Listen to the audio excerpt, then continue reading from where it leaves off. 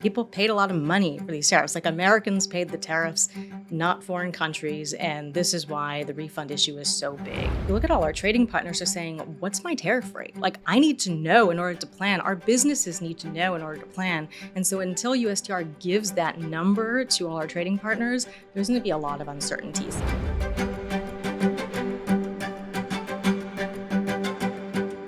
On February 20th, the Supreme Court of the United States of America issued a decision that we had been waiting for weeks, in which it ruled that IEEPA could not serve as a legal basis for President Trump's Liberation Day tariffs.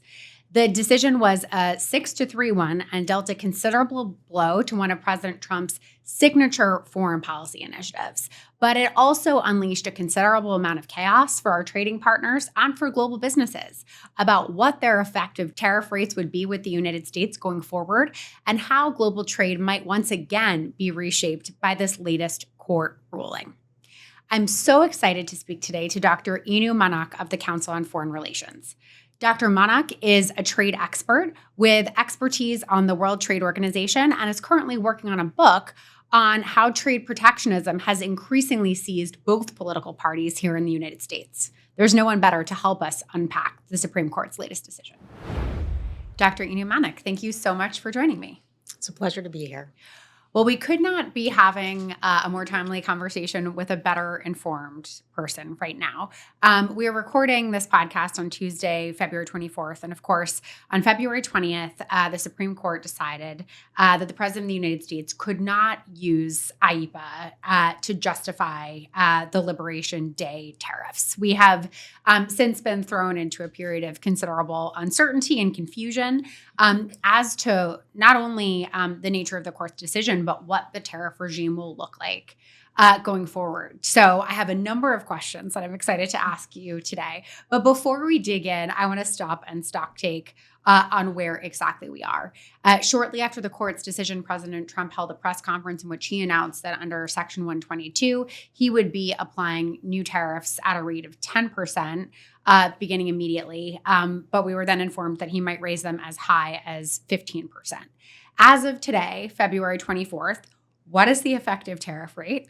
And where are we in terms of the types of tariffs we expect to stay on going forward after the court's decision?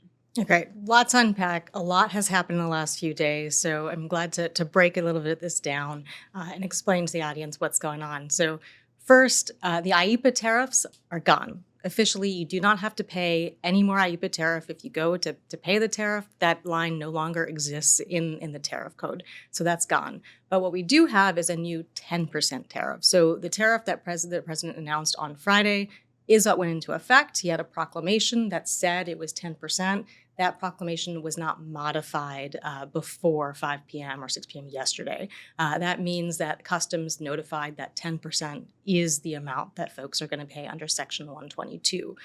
But the president can still change that. So he's allowed to modify that action during that 150-day period that he's allowed to impose these Section 122 tariffs. So we're in a wait-and-see mode to see whether we go up to 15% any day now. And just to clarify for our listeners, although I think you just said it quite clearly, tariffs under Section 122 may only stay in place for a maximum of 150 days. Is that right? Yes. So this is a time-limited statute, and it means that if the president wants to extend it beyond 150 days, he actually has to ask Congress to extend them. So he cannot just do it on his own. Congress has to vote to approve those tariffs. Okay.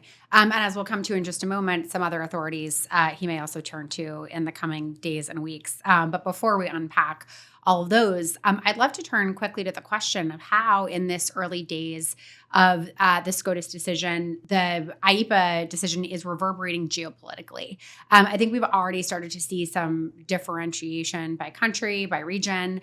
Certainly when we talk about how this is playing in Asia, we've generally seen our partners watchfully waiting, not taking any sudden movements on their own existing trade deals with the Trump administrations or deals that may still be in progress. But we've obviously seen a different perspective in Europe and questions asked elsewhere around the world about whether the deals given partners had with the Trump administration will still hold under these new effective tariff rates. How do you see this playing out geopolitically? Well, I think, on Friday, everyone had a collective sigh of relief in many ways because The IEEPA tariffs were really uncertain, very unstable. They could change at any moment in time. So I think most trading partners thought, okay, those are going to be gone, but something certainly is going to come next. So now we have to sort of wait and see just what the president does. How high will the tariff rate be? What authority will he use?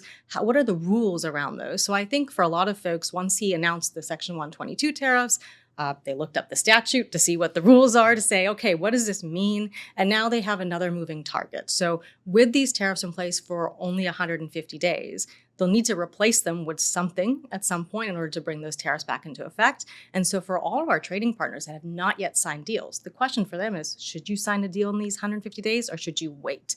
And what does it mean to wait rather than getting a deal now, right? So I think there's a lot of that going on. And then for countries that had a higher tariff, they're pretty happy. Right now, at this point, you're getting a lower tariff rate. For those who had a lower tariff, there's a question of should you reach out and try to figure out what's going to happen next. So a lot of uncertainty and unclarity about what comes next. A great breakdown. And I'd love to just ask you to say a little bit more about the partners who are still negotiating, particularly if you've not yet landed a solid trade deal with the Trump administration and you can see Section 122 expiring in 150 days without the intervention of Congress. Mm-hmm. What does the incentive structure look like for you? Presumably you're thinking about what other authorities the administration could use to reconstitute new tariffs still beyond 150 days and then reasoning backwards as to whether or not you should take the rate that's being offered to you now? No, exactly. So let's take the example of India, which had an enormously high tariff, so about 50%. Right now, they're down to 10. They were supposed to come to Washington to negotiate a trade deal, and they canceled their trip. I'm not surprised by that. If I were India, I probably would not have that trip because what are you going to negotiate at that point when you have a 10%? So the best thing to do is to wait until you have maybe a Section 301 investigation from USTR, and that's sort of the unfair trade practice investigation that they're likely going to conduct on a number of different countries, see what that rate is going to be, and then to negotiate back from there. So I think for countries like India that had really high rates, they're thinking maybe we can just wait and see where they land, because why would you negotiate when you just don't know what that tariff rate's going to be? Very well put. Apart from folks whose trade deals may still be open, you mentioned two other types of winners and losers. Folks who had higher tariff rates, higher than 10 or 15%, let's say our partners in Southeast Asia, who had all kind of clustered around 19%, relatively happier today because they're somewhere between 10 and 15, depending on your expected value for what could happen under Section 122. But you also mentioned the fact that we have some quote unquote losers in the form of countries who might have had an effective 10% tariff rate previously and now could stand to be hiked up to 15 if indeed the administration does get to 15%. Are you seeing any patterns amongst those countries that were previously at 10% that suggest that they're going to reach out to the Trump administration and try to negotiate, or does there tend to be a tendency towards watchful waiting there as well? I think there's going to be a lot of watchful waiting. I think a lot of folks don't want to rock the boat too much. They know the president was clearly quite upset on Friday in his press conference and seems to want to impose tariffs really quickly. So at this point, I think for most partners, it's a wait and see moment. I think the important thing to keep in mind is whether you have a framework agreement, which is just an agreement to negotiate something in the future, or whether you have one of those reciprocal trade agreements, or what they're referring to as ARTs, the agreements on reciprocal trade. All of those can be modified at any point in time. So I think that there's an opportunity for USTR to clarify what the effective tariff rate is going to be per partner. And I think it's right for a lot of countries who sign deals to say, could you just let us know, like, what's our tariff rate? I think that's a very simple thing in any sort of partnership, in any sort of negotiation. And I think those can constantly be modified and changed anyways, as we found out. So I think for most partners are thinking, all right, let's just let the dust settle a little bit, let USTR regroup, and then come back to us with an effective rate. Very helpful. Before we move on to some other areas of uncertainty, and there are many, I do want to touch on one other trading partner that we've not yet spoken about, but China. The president, of course, planning to travel to Beijing at some point in April. And obviously, Liberation Day really began with a willingness to take on a trade war with China, some significant escalation, then de-escalation, and we've now been in a multi-month period of negotiation, which has been intended to culminate in this trip to Beijing. But of course, the overall tariff rates are the United States' primary form of leverage. What is China's effective tariff rate today? How does that differ from what it was a few days ago? And does this constitute a loss of leverage for the president?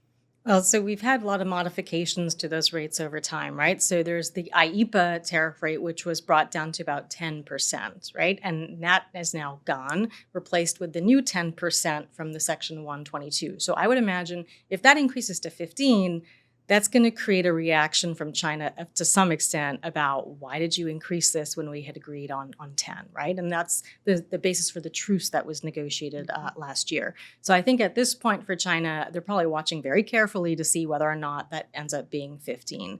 The bulk of the tariffs against China, though, are part of the Section 301 investigation that was started in 2017 under Trump's first administration. And then we had those tariffs go in place in 2018. Those tariffs are still in effect, and they range from low amounts to like 5% to 100% across different product categories. There are lots of exemptions and all that, but China still faces a fairly high effective rate. And we're looking at something in the range probably of like 8% to 10% or more for some of these tariffs, right? So at the end of the day, China is still facing a lot of tariffs. We've seen trade decrease with China. They're certainly aware of this, and I think that they're going to be looking forward to that meeting with President Trump at some point to figure out how to permanently make that truce stick. So a lot going on there. So need to inject clarity in that tariff level and relationship as well. Absolutely. One of the other key questions that we've seen a lot of coverage focus on, which I want to come to because it matters a lot for businesses, is the question of refunds. This was obviously an issue of some contention amongst the justices themselves. I think we saw it reported when this case was in front of oral arguments, that this was an issue of contention during oral arguments. But walk us through where we are on the issue of refunds. How will it be clarified whether and how refunds are taking place? And what are kind of the left and right bounds of what refund processes might look like? Yeah, so this is the issue a lot of folks are waiting to see because people paid a lot of money for these tariffs. Like Americans paid the tariffs, not foreign countries. And this is why the refund issue is so big. And the court did not make any sort of determination on the refunds. They basically said we are upholding the higher court's decision, the appeals court, that said they would have to remand the decision on refunds back to the Court of International Trade. So now we're going to wait on guidance from the Court of International Trade on what folks have to do in order to get their refunds. Few things are important here. One, consumers are not going to see any money, right? The importer of record paid those tariffs, and those tariffs are mostly paid by businesses in the United States that have imported things into the U.S. If they passed along some of that cost to consumers aren't going to get that money back. It's the company that's going to get the money back, and they're going to have to basically use that money to deal with all the legal fees, I'm sure, that they're paying in order to get this all sorted out. So that's one thing to keep in mind. Typically, refunds are pretty easy, right? Everything's paid electronically. There's a record of every single payment. And so you could essentially reverse that, payment backwards to the companies. But the question really at issue is whether the refunds are universal and everyone's allowed to get them automatically, or whether companies are going to have to file what's called a protest and request CBP to correct the money that they had taken and to return it back to them. So that we're still waiting to find out, and we may need to wait a little bit longer to know what that process is going to be. And just to push a little further on that really helpful explanation on an issue of some confusion, if companies did have to file a formal protest with CBP, that would favor companies at scale, right? Companies that have their own internal legal teams that know how to engage in a process like this. It might be relatively harder for small businesses, mom and pop shops to be able to figure out how to get their refunds, right? Absolutely. I'll say in the last few days, the bulk of emails I've received has been from a lot of businesses asking me, how do I get my refund? And I said, just wait, I'll get back to you in a second, as soon as we know what's going to happen. And I think part of the challenge is going to be for a lot of these smaller businesses to find legal support in order order to file those refunds if they don't know how to do it. And so it's really important that CBP issues clear guidance so that folks can try to navigate it on their own if possible, and then they won't need to hire a lawyer. But for some, if they paid a lot of tariffs, it's going to be quite costly. Extremely helpful. I want to turn back to an issue that you already touched on earlier in our conversation, and that is the question of the different authorities on the horizon that could be used to reconstitute President Trump's tariff regime beyond the expiry of Section 122 at 150 days. You mentioned the president's press conference right after the SCOTUS decision came down. There was no question he was angry, recommitted himself to tariffs, to basically reconstructing this regime under other authorities. And over the course of the coming weeks and months, we'll see how that all plays out. I think we know that in addition to Section 122, there are the 301s that you've already spoken about, the 232s. That we've definitely seen used with a number of trading partners in recent years. And there are even some older authorities going all the way back to the Smoot-Hawley era that could be turned to, if necessary, to kind of reconstruct this regime.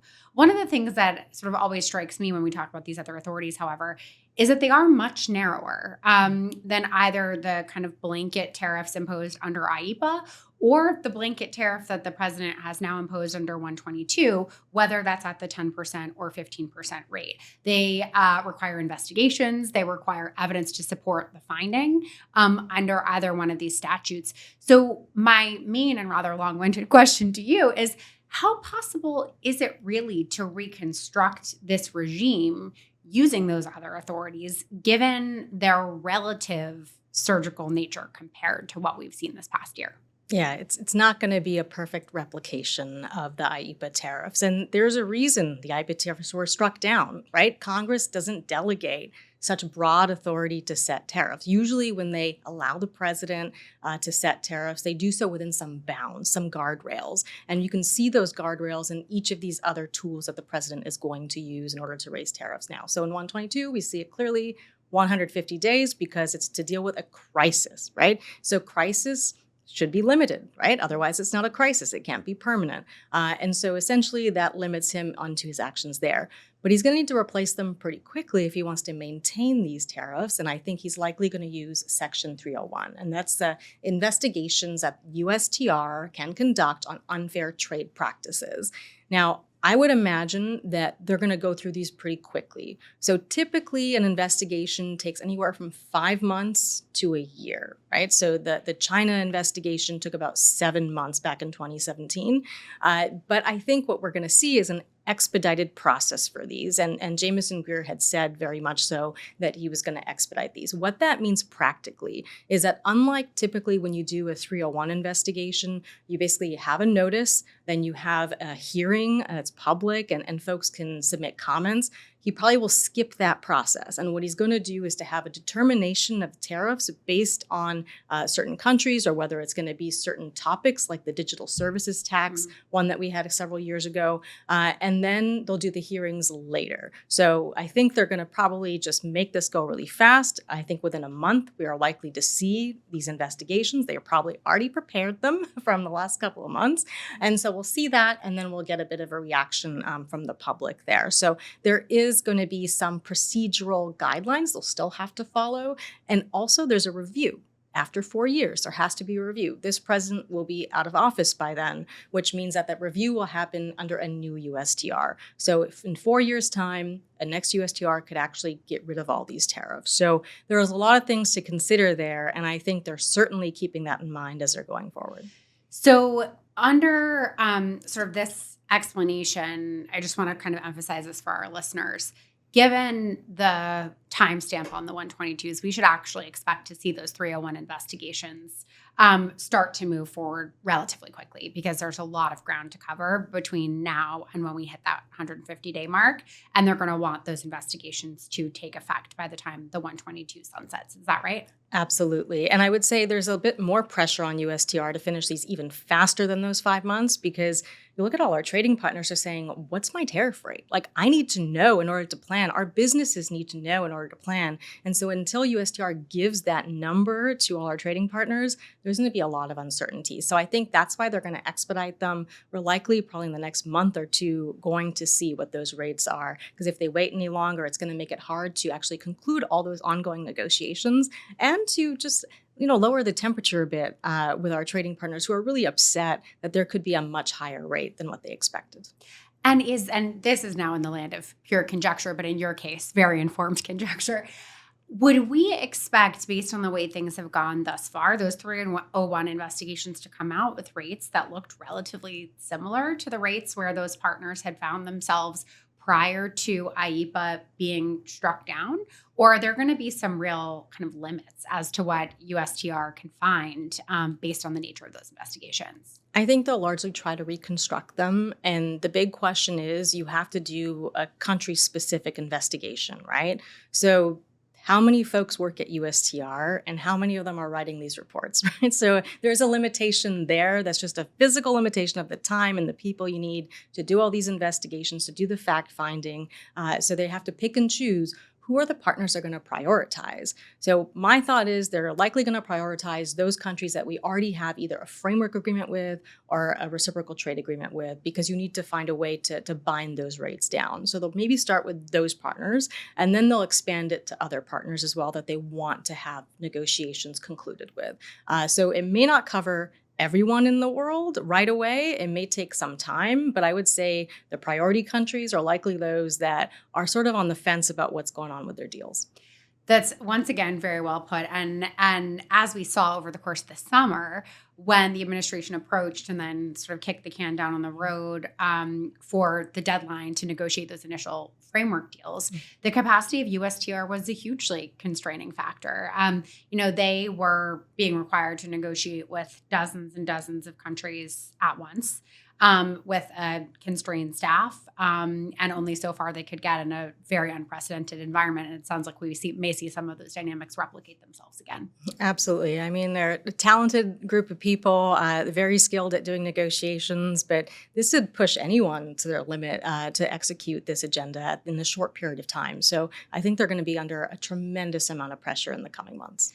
Before we move to wrap up and talk a little bit about how businesses should be positioning themselves for the next few months, I want to step back once more and just ask you to situate us in where we are in the broader narrative of the United States' role in the trading world. Obviously, we've taken a sharp turn over the course of the last few administrations. We only need to reach back a decade to remember the possibility that the United States was going to enter the Trans-Pacific Partnership in Asia, where we spend a lot of our time focusing. The decision not to move ahead with TPP was really quite painful for maybe our trading partners there, and in many ways remains so today. And while partners all around the world were expecting a more protectionist United States under this administration, and increasingly on a bipartisan basis, the last year of trading relationships with the United States has been incredibly fraught. And now this Supreme Court decision only drives the point more so home, that if you thought you were moving closer to kind of stability and clarity in your trading relationship with the United States, that remains elusive. How are we being seen as a trading partner, and what does it look like kind of a few years down the road for the United States to have spent this period in such an unpredictable trading role? Yeah, it is really unpredictable, but I would say the Supreme Court ruling on IEEPA injects some predictability, which is important, right? And it essentially says that Congress, at the end of the day, has the power to levy tariffs unless they specifically delegate the authority. So for most trading partners now, that basically narrows down the president's authority to a couple of statutes. And that itself is actually very good, because this means that there's a process involved. There probably is going to be more litigation involved in all of that as firms face additional headwinds from those tariffs. And also there's going to be a lot of congressional noise. We have the midterm elections coming up. Affordability is top of mind, and the public connects the tariffs to the affordability problem. So I think we're going to see members of Congress also raise questions about whether or not we should be maintaining tariffs and whether or not Congress should actually take back some of that authority. So maybe we're going to see a little bit more action on the Hill come November, where Congress is going to play a much more active role in that discussion. So that's one thing. In terms of how our trading partners are seeing us too, I think what they're looking at this point is to say, like, we just don't know where this is going to go, right? So April 2nd last year, there was this announcement, this Liberation Day tariffs, and this is a new structure. Jameson Greer has said, we are remaking the world trading system. Well, it just got unmade overnight, right? And so at the end of the day, they didn't really remake anything. What the United States did was change its relationship with the rest of the world, but the rest of the world is still trading with each other on MFN terms. They're still negotiating trade agreements. They still believe in institutions. It's just the United States has stepped away.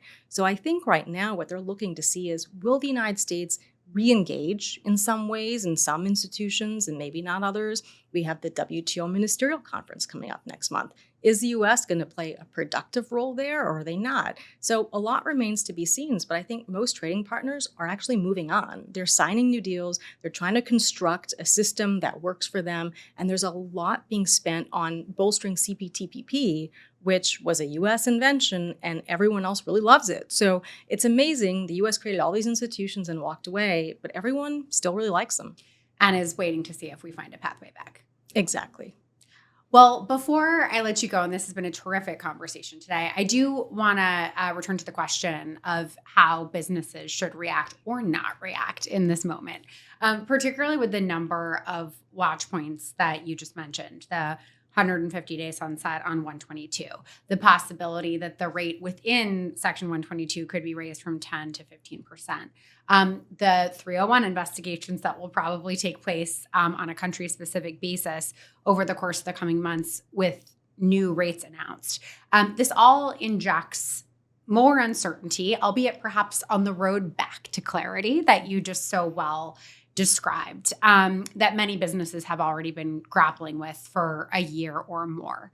What are the types of actions, if you were, face to face with a CFO or someone in a business who is charged with overseeing a company's supply chain, that you would recommend the business either take or not take while they wait for a little bit more of this SCOTUS injected clarity to return to our trading system? Absolutely. If we look back to last year, what happened once we had the announcement of those big Liberation Day tariffs, we saw a lot of front loading of imports, right? So businesses scrambled to bring things in before a lot of these tariffs took effect. I would imagine we're probably going to see something similar now. And for businesses that are looking at the different tariff rates that were in effect under IEEPA, they could probably plan a little bit looking at those to say, okay, maybe the 301 investigations are going to fall around those numbers, right? And so if you had a lot of products coming from a place that had really high tariffs, well, maybe the next 150 days is when you bring those things in. So there has to be a little bit of planning in terms of understanding what the impact on the supply chain is going to be, on access to certain products, and planning ahead for that. So we do have a bit of a window, probably less than 150 days if the administration works fast. So maybe in the next 2 months, I would expect we're going to have a spike in imports as folks try to get all those products in and build up their warehouses there. So we'll probably see that. But in addition, I think for businesses, it's about really thinking through like the next 3 years. This is not just about this year anymore, right? So we know the president wants to have a high tariff line, and that could range from 10 to maybe like 50%.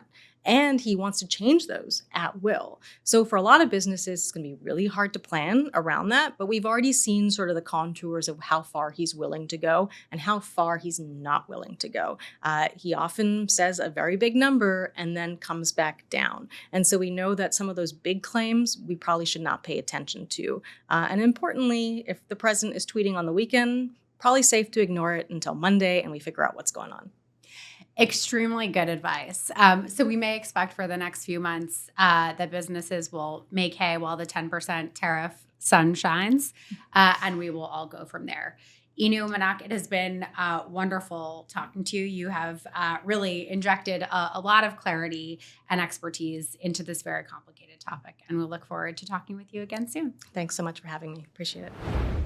As I reflect on my conversation with Dr. Inu Manak, I am struck by the fact that the SCOTUS decision is really an effort to return to the United States to more routine trading practices. For all that businesses and geopolitical partners may be experiencing uncertainty in this moment. By ruling that Congress did not have the ability to delegate IEEPA to the president for tariff purposes, and stating that the president needed to use existing authorities, over the course of the next few months, it's very possible that U.S. trade patterns at least look a bit more recognizable to partners than they have for the last year, even if tariff rates remain high. So the advice that we've been seeing, whether from Dr. Manak or other analysts, that partners should wait and see, seems to me to be the absolute right approach, as those partners continue on themselves, largely as free trading nations who want to continue to construct new trade agreements with one another. Today's episode was produced by Refund Dewey Astino, executive produced by Lauren Dewick, and with editorial input from Prashant Jha. It contains music by Cody Martin via Soundstripe. What Comes Next is a production of the Asia Group and is powered by Tag AI, Tag's geopolitical decision engine for business. We'll see you on the next episode.